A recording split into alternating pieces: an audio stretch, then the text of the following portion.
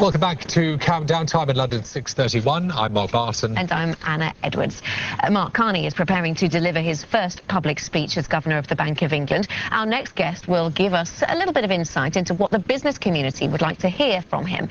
Dan Wagner has been coined a serial entrepreneur and is considered to be the UK's original dot-com millionaire. He joins us now. Dan, thank you very much for coming to talk to us. So what kinds of messages do you want to hear from Mark Carney today? Well, what I'd like to hear is for the foundation to be laid down for the investment community to be able to support the entrepreneurial talent that we have here in the UK. I mean, we have some fantastic, inspirational entrepreneurs who start great businesses, but unfortunately many of them go abroad to get the funding to grow and succeed. And that's a shame, because Britain has great innovation, not just across the tech space that I'm involved in, but across all areas. And that innovation needs to be nurtured, needs to be supported, and that's going to be the lifeblood of the return of this economy's strength. Markets and economists seem to be focusing very much on his monetary policy stance, of course, and whether he's going to continue to give these assurances that monetary policy is going to remain loose for a number of years into the future. Is that kind of message important to business, do you think? Yes, I think that's the foundation of it. But what we need is more than that. We need to see a real momentum behind encouraging start-up businesses and existing businesses that are growing, and encouraging them to grow further. And that will allow businesses to grow faster in the UK. That will allow more jobs to be created in the UK. That will allow exports to be created in the UK, and so on and so forth. What's your wish list then, Dan? I mean, if you could have like a three-tier wish list, practical measures to boost entrepreneurial innovation, what would you hand over to the Prime Minister and to the first thing would be one of the big bugbears for me is the angel investment community today in the UK has to invest in opportunities, highly risky opportunities, and they do so with taxed income. And then when they make those investments, 1 in 10 might be successful, but then they get taxed on the gains that they make. So I would like to see capital gains tax completely removed for funding of startup businesses that aren't funds. They're not businesses that are investing in other assets or buying up other assets. I'm talking about businesses that are highly risky, highly speculative, backing entrepreneurs to build growth, to build business, to build jobs. So just to interrupt, because we used to have a policy that meant that private equity businesses, for example, could get some tax relief and pay lower income taxes essentially through using capital gains tax instead, which was highly criticised at the height of the financial crisis. You would draw a distinction then between private equity and venture capital, and in that way make this a more palatable tax break. No, I wouldn't. I would say that any funds that look to create opportunity and jobs should be done so, because it's risk already. That return, the benefit, the upside for gaining a success on the back of many failed investments should be full capital return and profit return, because I think that those investors are taking the high risk gamble of backing people. If that happens, yes, it may be politically difficult, but it's also a political saviour. This is what's going to create the jobs in the country. This is what's going to drive the economic growth of this country. It's the small businesses that represent 50% of the economy, and it's those new businesses that will grow and drive and build that make all the difference to the country. As you said originally, Dan, many startups are heading abroad for funding, and you can give us an example of yourself, because you recently attained some funding, didn't you? $76 million.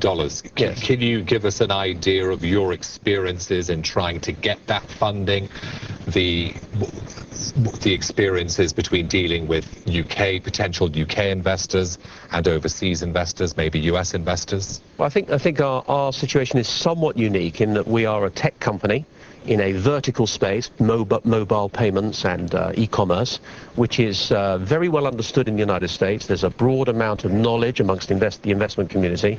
That's supported by the investment banks, who write very good research and very, very tight vertical areas. Are you saying that our investment banks here don't understand your space? I'm not saying that they don't understand. I'm saying that they haven't made the investment in the analysts to cover the areas of technology. Here we will have an analyst that covers all technology: hardware, software, internet, payments, social media, and so on. In the United States, there'll be 30 analysts covering the same set of areas from one investment bank. And the reason for that is that there's hardly any listed public companies in Europe who are technology focused, they all end up migrating to the United States.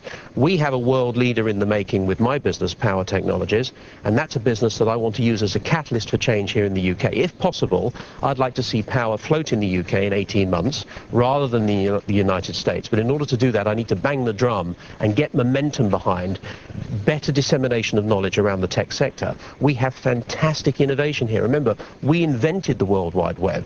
So, we have fantastic creative invention. Why aren't we leaders in technology? So you're saying the conditions aren't right for you to list right now in the UK. If it was today, you'd have to list in the United States. Absolutely.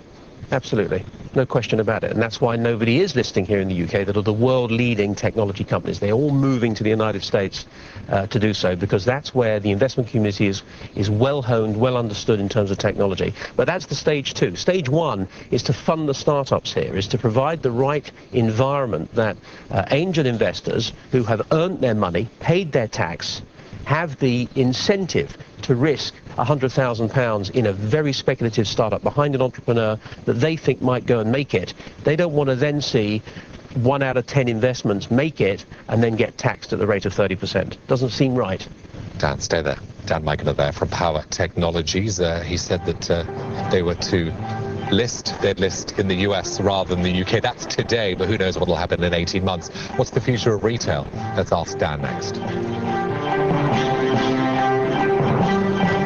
Welcome back. I'm Anna Edwards. And I'm on Barton. Time in London, 6:41. We're back with Powa Technologies Chief Executive Officer Dan Wagner. Now, Dan, Powa Technologies is riding this wave of growth in mobile phone payments. How is it? How are mobile phone payments revolutionising the retail world? Well, let's first of all understand how antiquated the current retail environment is in the physical world. We still go into a store, take something off the shelf, stand in a queue, wait until we get served at a till, and then the till operator doesn't know whether we've been there 100,000 times before or for the first time. So the experience is very poor. When you compare that to the online experience, because, well, welcome back, Dan. We know you like this, we know you like that, we know other people who like these things. That experience online is so much better that the migration of shopping to an online experience is moving quite rapidly, and the retail high street is declining. So the retail high street is in some trouble, and that is going to change as a result of a desire from the retailers to change things, and the fact that mobile phones and tablets are changing the way in which a retail store can serve customers. They can capture a lot of data about you that the e-commerce site might do, but they can also be mobile. So if I'm sitting on a couch with you, selling you the couch, I don't need to get up after, bring you to a till and stand behind a guy holding a light bulb. We can sell you the couch which we're sitting on. But we can also create pop-up shops in Regent's Park or anywhere in the field. And there are large sales organizations that are out in the field selling stuff, but they can't take payment today.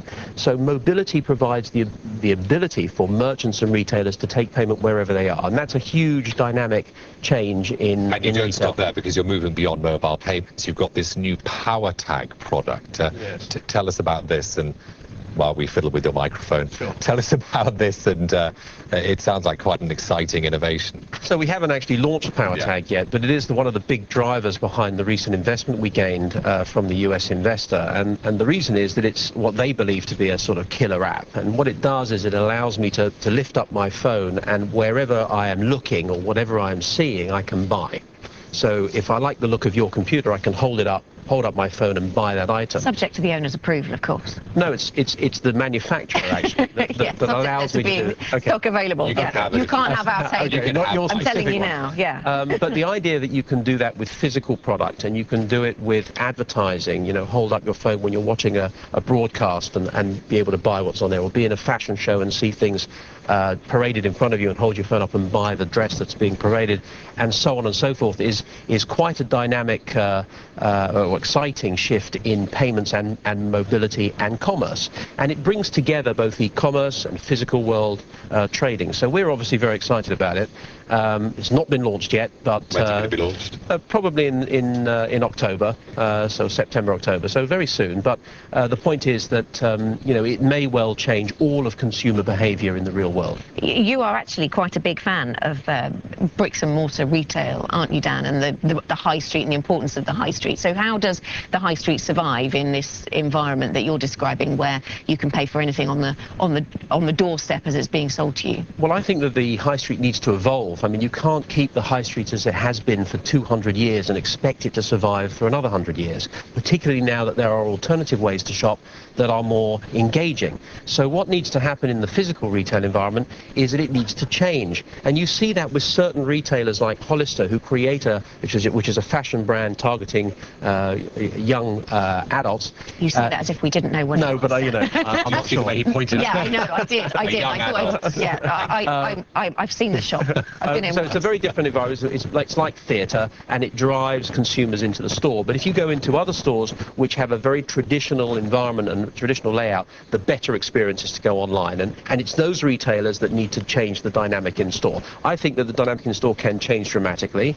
I think that a lot of these retail stores have the opportunity to create a third or a different type of experience in the physical environment. And we saw that with Dixon's store group, who in 2007-8 were in a terrible state, and then John Browett came in and changed a lot of it by making it a sort of knowledge centre for consumers. And those sort of changes, those sort of dynamics are what's needed in the retail space. So how are mobile payments businesses such as yours distinguishing themselves from each other? Because there seem to be a number of businesses in this area, some big, some smaller. So what sets you apart? Well, we've got the right solution to this, and others don't. That's the way I would characterise it. The reality is that there are loads and loads and loads of startups or new market entrants who are saying this is the way that the market will change, and these are the tools that you're going to need.